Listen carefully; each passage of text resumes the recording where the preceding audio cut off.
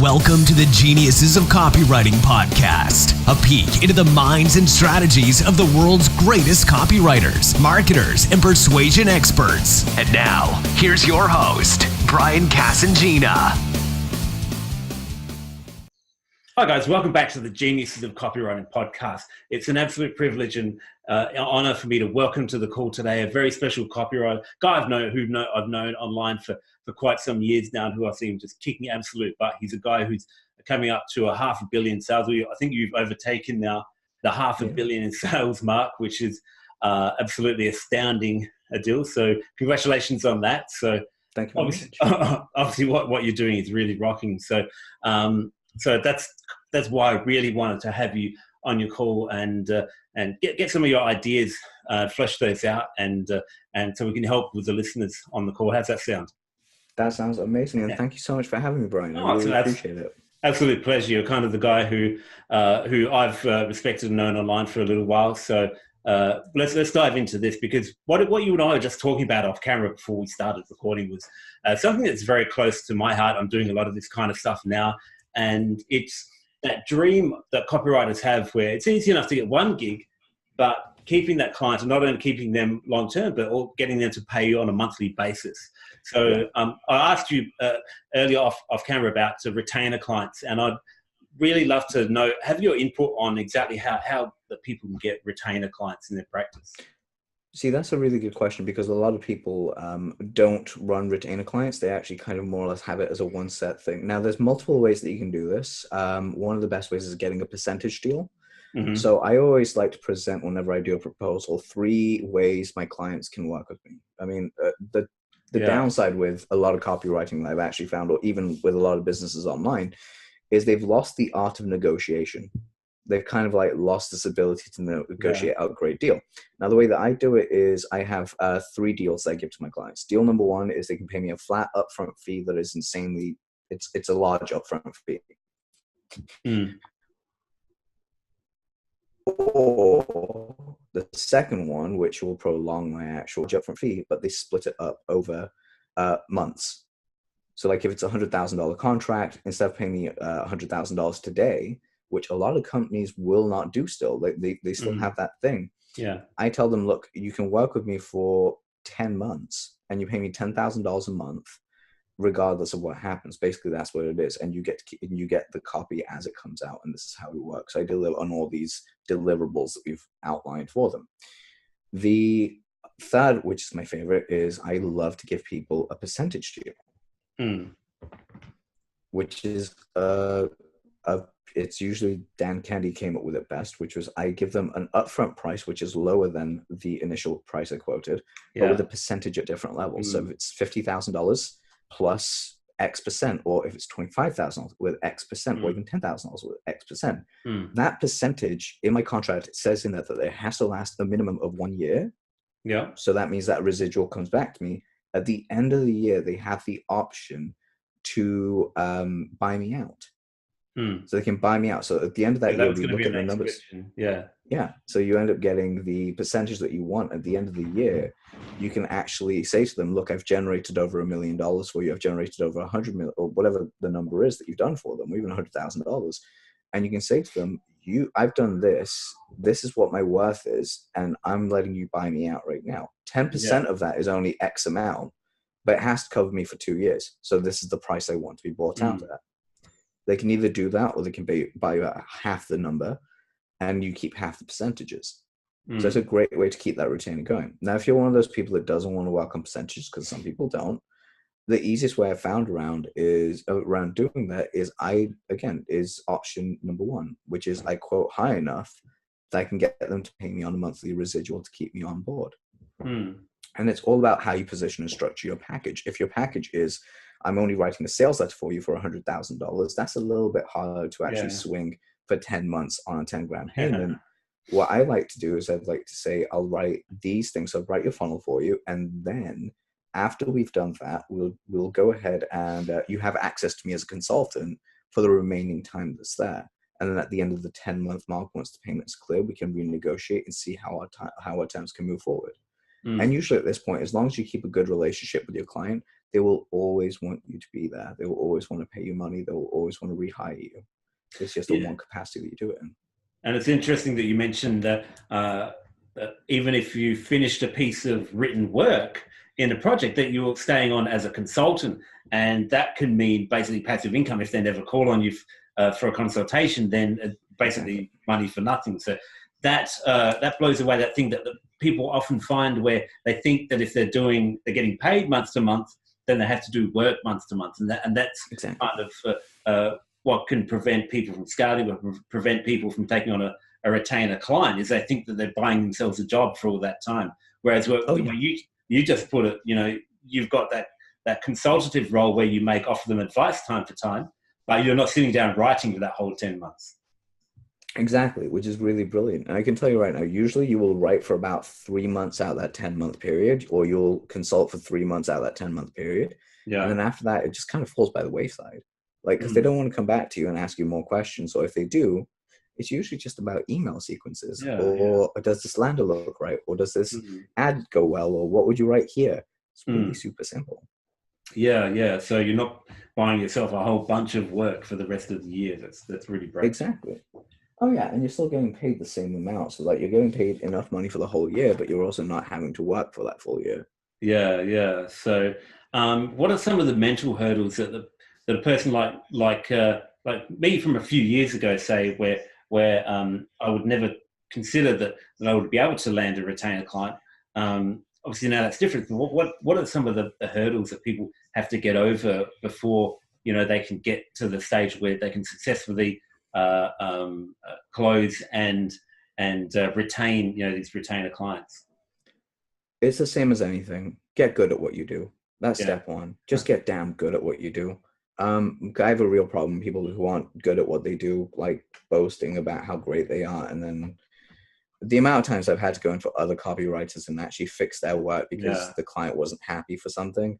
I mean, don't get me wrong, I've had that happen to me once or twice, but it's very, very rare, and it was a long time ago. And if I do find out that my client's gone ahead and worked with someone else to fix my mistakes, I usually end up apologizing and find a way to smooth things over. Yeah. But 9 out of 10 times, I rarely see that. So first of all, get really good at what you do. Secondly, price yourself accordingly. Look, if you're terrified of charging $100,000, don't charge $100,000. Charge less to where you're actually comfortable, just slightly outside your comfort zone. Usually double what you're comfortable with. So if you're comfortable with 5,000, ask for 10. If you're comfortable at 10, ask 20. If you're comfortable at 20, ask for 40. Whatever you ask for, make sure you can deliver on that. And more importantly, and this is really powerful that people need to look at what you can bring your client back.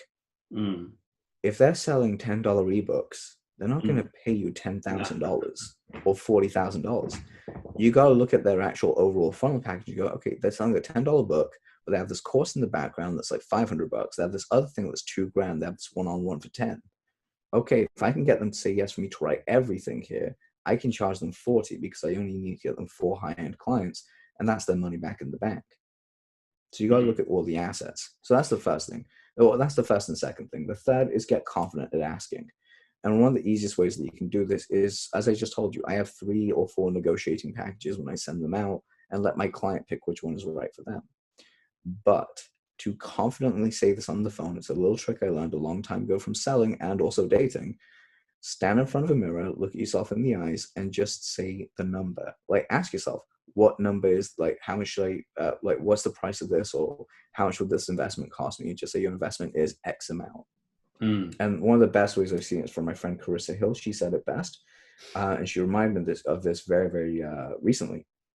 Remove yourself from the business. If you have a real hard time asking, write down the number and just say the number. Say the business charges whatever amount it is. Not you. Yeah. You're just a fulfillment person. You're not the business. And this way it kind of separates you out. It makes it so much easier to actually ask. Yeah. The asking is so important. And I can remember thinking back to a specific time when I was asking a client for money, and I think it's quite a few years ago now. But I can remember just crapping on to the guy and making small talk, and then he eventually guessed that that I was asking for the money. He said, "Oh, do you want me to pay the money now?" And I go, "Oh, yes, please." I'm glad somebody finally said it. But back in those days, I had that Anxiety. blockage, yeah, Yeah. which was inhibiting me from asking for the money which I'd rightfully earned. What's really funny about that is the way that I direct people to pay me is the exact same way as I have done for sales letters. It's my same close I use in real life. So that's exactly how I do it. Yeah, cool. Do you have any funny closing stories like that? When you've messed this up? I can't imagine you messing up a close, to be honest. But oh God, I used to when I was younger. But the thing is, this is before because one of my backgrounds is I did door-to-door selling. So so did I. Yeah, so went that way, and I actually learned how to close on the job. And one of the best movies I actually learned from, because I love movies, was Boiler Room. And it was the question. It's such an old film, like 2000. Giovanni Ribisi's in it. We've got a young Vin Diesel in it, and you've also got Ben Affleck in some areas. And Ben Affleck has this amazing moment. Sorry, I'm actually holding up to my ears because I have in-ear headphones and I don't like them. Right. So it's one of those things. But what he says that was powerful was, he goes, "You have to get your customer on a yes ladder, so you can ask them anything just to get a yes out of them. If you were drowning and I threw you a life raft, would you take it? Yes or no? Yes. Okay, pick up the stocks." And I learned the exact same way. It's like, if I helped you do this, would you get it? Yes or no? Yes. Okay, work with me and let me get you that result.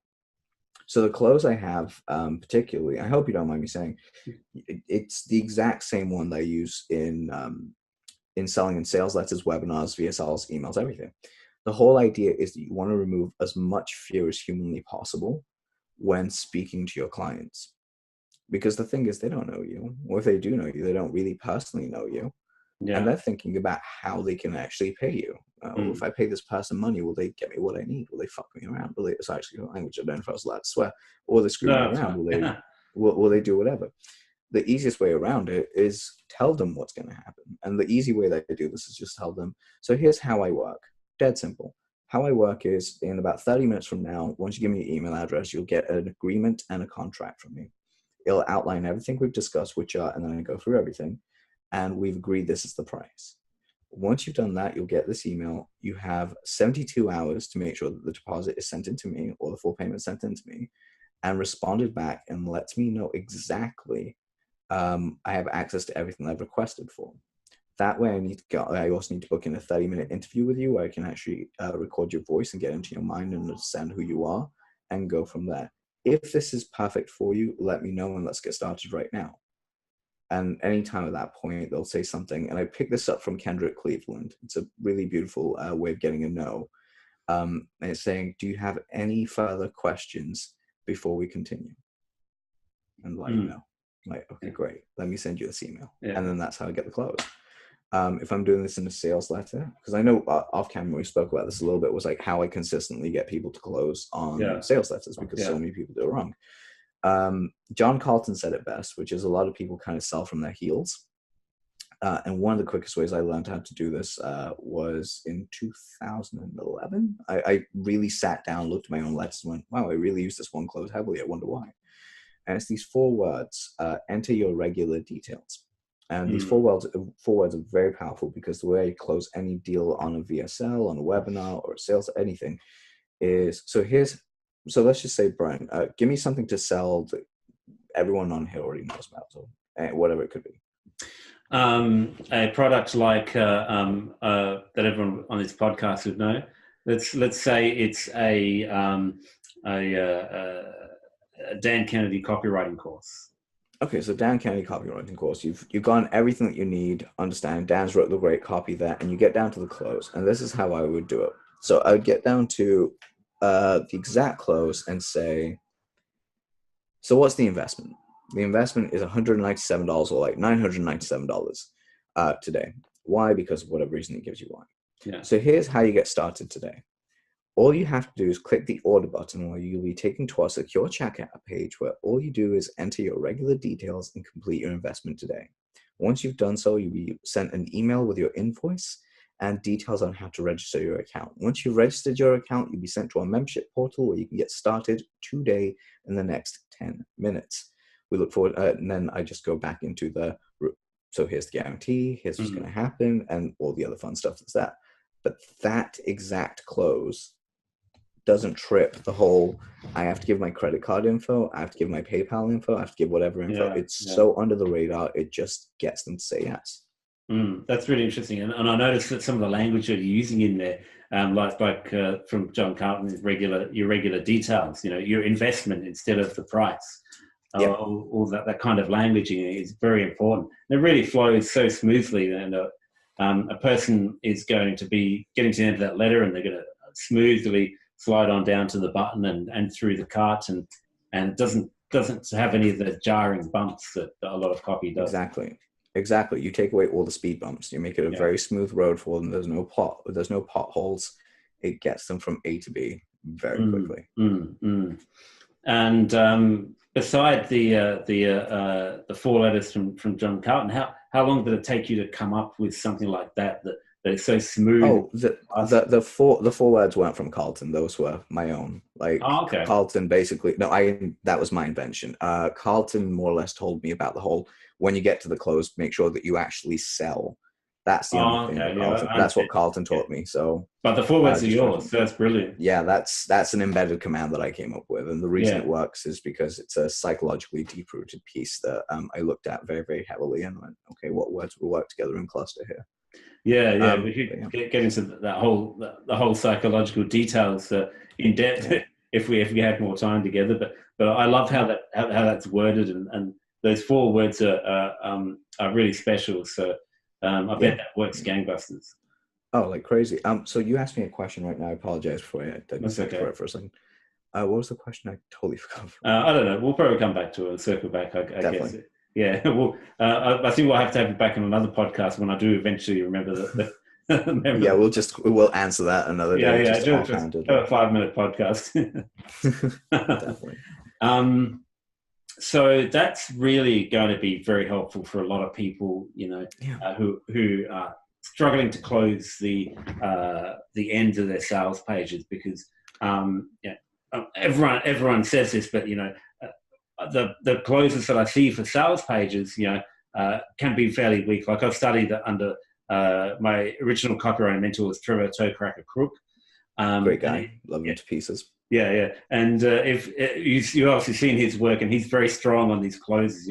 He's very straight and direct, and just so gets the sale done at the end of the letter. So and it's one of the most important pieces of any sales page.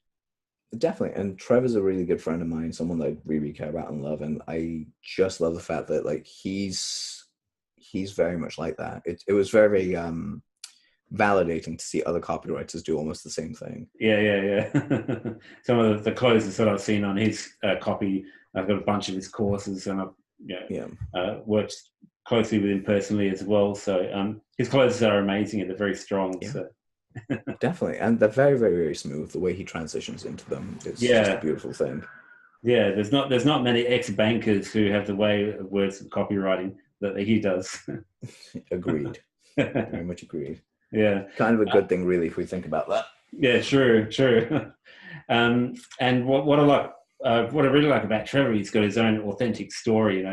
It's his, and he makes it very well known. So if you follow his marketing. But that's the other question that I had for you tonight. We talked a bit about this before as well, about finding the authentic story and the story behind everything for a piece of copy that you're writing. So can you take us through the process that you do for that? Yeah, definitely. So I was on a podcast with Bob Selling, who's a legend of this industry. Yeah. And we were speaking about story, and he does not like story-based copy, just simply because a lot of the time it's complete BS. And I walked him through my process. And the process that I like to use is drawing out this authentic story, particularly for a need or a market. And it comes down to 3 things. It's a 3-step process, very simple to do. I want you to get a piece of paper out right now, just like a piece of paper and a pen. On the left-hand side, I just want you to draw a straight line, and then I want you to draw a line all the way across horizontally and draw another vertical line, just, so it kind of has 2 check marks. the first place on the left, I want you to write down, what is my greatest defeat in context to what you're selling or doing. Yeah. On the far right-hand side, I want you to write, what is my greatest victory in relation to my defeat? So it could be like something as simple as, I was homeless and I didn't have any money. And my greatest victory is I pulled myself out of that, and I now live very happily in whatever country it is, in a beautiful home, and so on and so forth. And I don't have to want for money. Okay. Now the question is, how did you go from your defeat to your victory? And that's where you start charting it in between all the little keystone moments that got you there. Yeah. And what you have within those keystone moments, you have your own mini stories that go around that. But this big overarching narrative gives you your authentic story of who you are. And that is how you actually write. So for me personally, the way I have as my greatest defeat from a very young age, at least for me, was my big defeat was my teacher telling my parents that I may be intelligent, but I'm very slow at writing. I have like a terrible speed of writing. My victory is that I'm actually a writer by trade today. Or my defeat is that I'm oh, thank you. Or my other defeat is that I am dyslexic. A lot of people don't know that I'm actually quite dyslexic, and I write for a living. The irony is not lost on me. But that's a victory for me. I overcame something that a lot of people would not even try to attempt in the field they don't know. So and that joining of the story between how you got from point A to point B is your third step. And by doing so, you now have multitudes of stories all the way through that you can use on social media, on emails, and so on and so forth. Yeah, because if you chart that path up from your greatest defeat to your greatest victory, you've got so many different points along there. You can't put all those points into one story and one sales letter. Exactly. I can see the options expanding out. You've got so many different stories that you can come up with. Yeah, you have like so many different like ways of going around it. And the way I like to compare this to is, so my martial art of choice is jiu-jitsu, right now, Brazilian jiu-jitsu. It's very similar. There are 10 different ways that you can approach the basic armbar. And each one's different. And the same as your story. You'll get to that finish line. You just have multitudes of entry points. And it's just cultivating that whole idea of which entry point works. Yeah, interesting. Because I read a lot of copy, and watch a lot of VSLs, and you probably do the same. And so, sometimes from the same writer, you'll see the same story. It's told the same way. So it's really good, really powerful to have that way of having all these different variations of basically the same overall narrative that charts your journey from loser to winner, and if you want to say it that way, and not have to repeat yourself in each piece that you do. Exactly. And there's another way. You can also have winner to loser to winner again. That's another way. There's so many basic stories. The book that I'd recommend everyone read is 7 Basic Plots by Chris Brooker. Yeah. Great book. It's actually more about fiction writing, but you really want to read that book just simply to understand the plot points and how you can build your story around that. And another book that I'd recommend everyone read, especially if you're into crime thrillers, just simply study it, and I'll tell you why. I give this book to every junior cub that I take on board to teach. It's one of the first books I recommend they get. It's Chris Carter, The Crucifix Killer. The reason is, again, remember, I'm dyslexic. It's very hard for me to read fiction for a very long period of time. I read that entire book in 2 days, or a day and a half, 2 days, cover to cover, all the way through. And I was engaged. I'm also one of those people that if I go to a movie, I sometimes Wikipedia the movie's plot point, so I can actually see whether or not it's a good enough movie for me to go spend time to watch. I don't mind spoilers. I love them. With this book, I was so on edge and gripped that I did not want to know the end, and I could never guess who the killer was or who the criminal was or whatever it was until the very end when it was revealed to me, and it was so perfectly written. So if you really want to study story and understand how to branch it into direct response, read Chris Brooker's book, and then read Chris Carter's book, and see how you can plot your story around that level of writing of emotional control. It's a masterclass in that area. More books for the Kindle. I think you certainly sell them very well. I can see now that they're crucial to copyright. I can't believe you haven't read any of these books, I love getting these recommendations for the next one to read. Oh, definitely. Like the thing is with everyone's had every recommendation in copywriting. Read Scientific Advertising, read Eugene Schwartz, you read Gary Halbert. I love them. Don't get me wrong; they're all my heroes. Yeah, they're awesome. Yeah, but the place I found most of my places of like ingenuity or like different ideas that are kind of out there is in the world of fiction. Like, how do I marry fiction to what I do? And it becomes something far greater.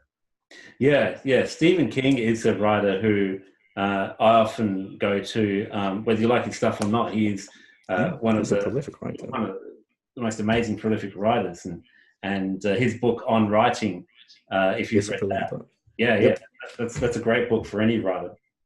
Yeah, definitely. Agreed without a doubt that is one of the best books that you could pick up on fiction writing and actually understand the mind of writing. Yeah. The other one is the 50 Shades of Grey books, because I picked up one of those to see what all the fuss is about, because it's a huge bestseller, smash hit. Like, this is going back 5 years or longer now. And the lesson that I learned from that book is that you can have the worst writing on earth and still sell millions of copies. Because I had to put things down. I thought it was terrible. It was terrible. Oh, it's terrible. It's terribly written, but here's the incredible thing about that book. It's a terrible book, but it's a perfect lesson in Gary Halbert's old teaching. Give me a starving market. Yeah. Give me a terrible product in a starving market, and I'll outsell the best product in a quiet market that's fulfilled. Exactly right. 100%. That's what they were looking for. Yeah, and they got it. And you give it to them. It doesn't even have to be an amazing product, you know. I mean, look at, I used to work in IT, and we all know how many problems that Windows has, especially the older versions, but it was so widespread, and it still is in businesses and corporations. So that proves the same thing. Sorry about that. I had to mute myself for a second. My cat was playing up, so I just had to. He's being a little douche nozzle in the corner, as he would be. It's what cats do. Yeah, we've had one before. We know they're like that. Definitely. Yeah. This has been an amazing info. I've got one question I do usually ask people on these calls, and that is, who is the weirdest or strangest or quirkiest copywriter or marketer that you know in the industry? Okay, I'm not allowed to say myself, right? It has to be someone other than me. Well, I prefer someone else. See, if it was that case, I'd say myself, simply because there is a lot of things that people don't know about me. I keep quiet about, like my nerdiness, the fact that I build jet engines on the side. I used to be a stand-up comic. So many things that very few people know about. But if I had to pick someone outside of me for that title that's weird and quirky and strange that very few people know about, strange in a good way. Let's see. Yeah, preferably in a good way. Yeah. It's kind of weird because I'm just thinking, like, my brain's running through like every single copywriter. Yeah. I know that's in there. It's kind of a weird. It's like a four-way tie for me. So I have Shane Hunter on that list because Shane, even though he's not a copywriter, he's a great writer. He knows what he's doing. Yeah. He's quirky as all hell, but in the best possible way. Yeah. Very, very smart. How he does things, his delivery is on point. So I'd definitely say him. Jay Abraham is on that list. Spending time with Jay, I actually realized how his brain works is very, very interesting. He doesn't really understand ideation. For him is just very, very simple on how he does things. Then I would say my number 3 spot would go to Ben Settle, because Ben's very divisive, but he's very, very humorous in the way he does it. But also his ability to write is incredible. And he's a bit of a quirky guy because he's very introverted, but he writes very, very well. And probably someone that very few people would have heard of, but I really like. And that is, may he rest in peace, Jim Rutz. Actually, or Ken McCarthy. Yeah. Ken McCarthy or Jim Rutz would get that get that number 5 spot. Tell us about, go on, yeah. Oh, Jim? Jim is basically kind of like, he's an old school dude. I think he passed away. He used to write for Boardroom, if I'm not mistaken, but he used to write for one of the big direct response publishing houses back in the day. and reading his works and seeing, speaking to people that know him, guy was quirky, like very, very quiet, very low key, very chill. And of course, as I said, Ken McCarthy, he's a bit of a weird one as well, but again, in a great way. He's very loving, but he's very quiet. I'd put Ben Savenga on that list, and probably even Roy Fair. Roy Fair definitely on that list as well. So the more I think about it, the more weirder I find. I was like, the stranger people I know. Yeah. It takes a certain kind of person to be a successful copywriter, I think. I think it takes a strange kind of person to be a copywriter at all. Yeah. Like, it's not even successful, just weirdos. That's what we do. Yeah, true. So, like I was saying, this has been very informative, great for anyone who needs help with in these areas. So let's say I'm listening to this and I want to find out more and stuff and learn a bit more stuff from you. What can I do to find out more, learn more from you, man? Okay, so if you really, really want to find out more about me, there are a couple of ways. One of the best ways is if you head on over to Story Selling. So that's SELLING, emails.com with an S at the end. And you opt in for that video. There's nothing to sell there. It's just a video on how I create email promotions and email strategy for people, including myself, including how to structure your welcome emails and such.